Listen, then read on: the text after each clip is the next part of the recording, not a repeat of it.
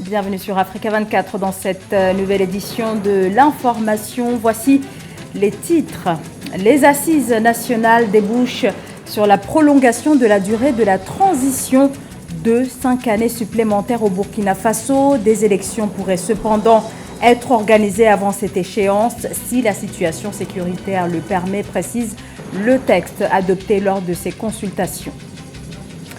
Les Ivoiriens poursuivent leurs adieux à Henri Konan Bédié, 10 mois après la mort de l'ex-président, avec cet hommage au palais présidentiel en présence de plusieurs dignitaires de la République. Ouverture ce lundi 27 mai des assemblées annuelles de la BAD, la Banque africaine de développement. Au menu des discussions au Kenya, dans la capitale Nairobi, la transformation de l'Afrique ou encore la réforme de l'architecture financière mondiale. C'est officiel, le régime militaire avec à sa tête le capitaine burkinabé Ibrahim Traoré prolonge de 5 ans la durée de la transition qui devait initialement s'achever le 1er juillet 2024. C'est ce qui ressort de la charte adoptée samedi lors des assises nationales, indiquant que celui qui occupait depuis 2022 les fonctions de dirigeant de la transition, Ibrahim Traoré, sera désormais considéré comme le président de la République. Les explications de Tchekomar Kamara.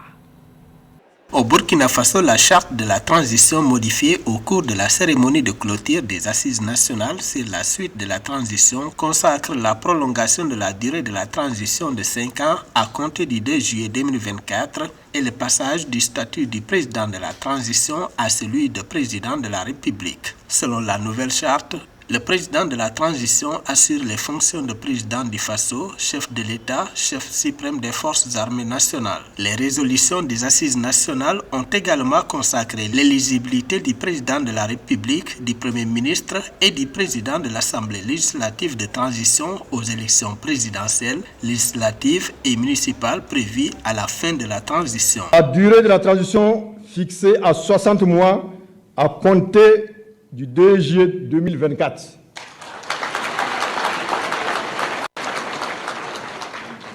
L'éligibilité du président du Faso, du Premier ministre et du président de l'Assemblée législative de transition aux élections présidentielles, législatives, municipales qui seront organisées pour mettre fin à la transition. La charte modifiée met fin également aux quotas dans le gouvernement. 12 personnes vont désormais représenter les partis politiques, toutes tendances confondues à l'Assemblée législative de transition. Le choix des membres du gouvernement et des députés se fera sur la base du patriotisme et leur nombre pourrait être revu à la hausse. Augmenter le nombre de sièges à la LT afin de prendre en compte certaines composantes des forces vives de la nation qui n'y sont pas. 2.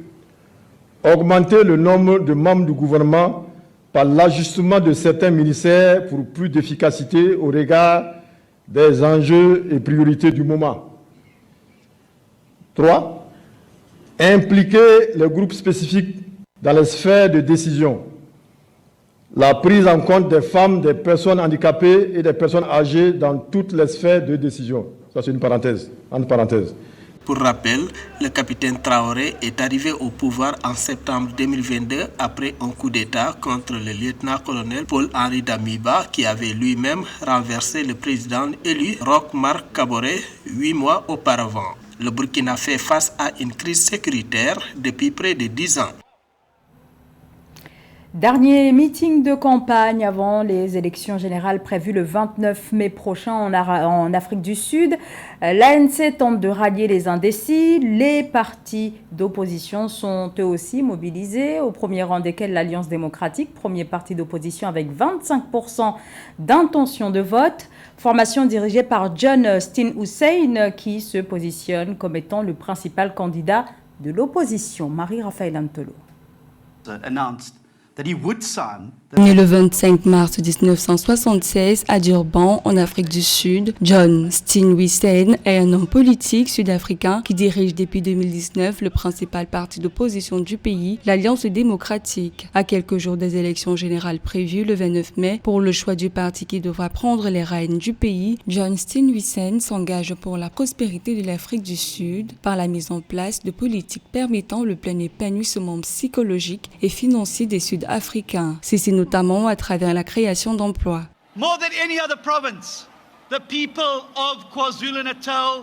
Plus que n'importe quelle autre province, le peuple du KwaZulu-Natal savent que le pouvoir de changer les choses est dans la main du peuple et non des populations. Et le 29 mai, le peuple devra se lever pour changer les choses en Afrique du Sud. En 1999, à l'âge de 22 ans, John Steenhuisen est élu au conseil municipal de Durban, faisant de lui l'un des plus jeunes conseillers de l'histoire de la ville. En 2009, il est élu à l'Assemblée législative du KwaZulu-Natal. Il a ensuite été élu chef provincial de l'Alliance démocratique du KwaZulu-Natal lors du congrès provincial du parti de 2009 jusqu'au 18 octobre 2010. En 2020, il est porté à la tête du parti avec 80% des voix. J'appelle chaque citoyen dans cette province de libérer cette province de la corruption, de la libérer du sous-emploi, de la libérer de la pauvreté. Avec cette accumulation d'expérience, John Steenhuisen considère que son parti a toutes les armes pour remporter la majorité des sièges à l'Assemblée nationale sud-africaine. Le parti Alliance démocratique a d'ailleurs organisé son rassemblement politique le 26 mai au KwaZulu-Natal pour mieux partager sa vision de transformation du pays avec le peuple. Dans l'actualité également, la fin samedi des visites du président sénégalais Bassirou Diomaye Faye. Après le Cap-Vert, dernière escale en Guinée où il a été reçu par le président de transition, le général Mamadi Doumbouya. Les deux dirigeants ont discuté de sujets liés à la promotion du panafricanisme et de l'intégration sous-régionale. Au cœur des échanges également, le renforcement des relations économiques et commerciales entre les deux États ouest-africains. Ils ont d'ailleurs convenu du grand retour en novembre prochain après 16 ans d'absence de la grande commission mixte de coopération entre le Sénégal et la Guinée. C'est en présence de nombreux responsables politiques de tous bords que la Côte d'Ivoire a rendu vendredi dernier au palais présidentiel un hommage national à Henri Konan Bédié, deuxième président du pays de 1993 à 1999. Il est décédé en août 2023.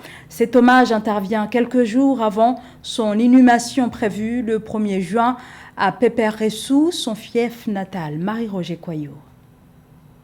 La nation ivoirienne a rendu un ultime hommage à l'ancien chef de l'État Henri Konan Bédié le 24 mai 2024. La cérémonie solennelle d'hommage au deuxième président de la République ivoirienne de 1993 à 1999, décédé le 1er août 2023, s'est déroulée au palais présidentiel d'Abidjan en présence de toutes les personnalités du pays, dont les membres du gouvernement, les présidents d'institutions, les chefs de partis politiques, avec à leur tête le président de la République Alassane Ouattara. Le président ghanéen Nana Akufo-Addo a également pris part à cette cérémonie d'hommage rendue au président Henri Konan Bédié.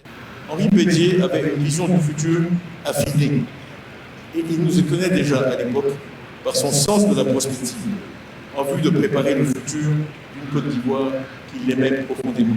Henri Konan Bédié a été un acteur majeur de la scène politique ivoirienne pendant plus de 40 décennies. Depuis son accession à la magistrature suprême en 1993, l'homme d'État a joué un rôle crucial dans la stabilité politique de la Côte d'Ivoire. Il fut au centre des discussions et des négociations, s'efforçant de rétablir la paix dans le pays et de favoriser la conciliation entre les diverses parties prenantes. Notre pays a donc une chance inouïe d'avoir un tel homme dans des fonctions aussi importantes et pendant une si longue durée. Il n'y a aucun aspect de nos vies où il n'a eu un impact, où il n'a imprimé sa marque. Nous devons donc tout simplement lui dire merci, merci Président.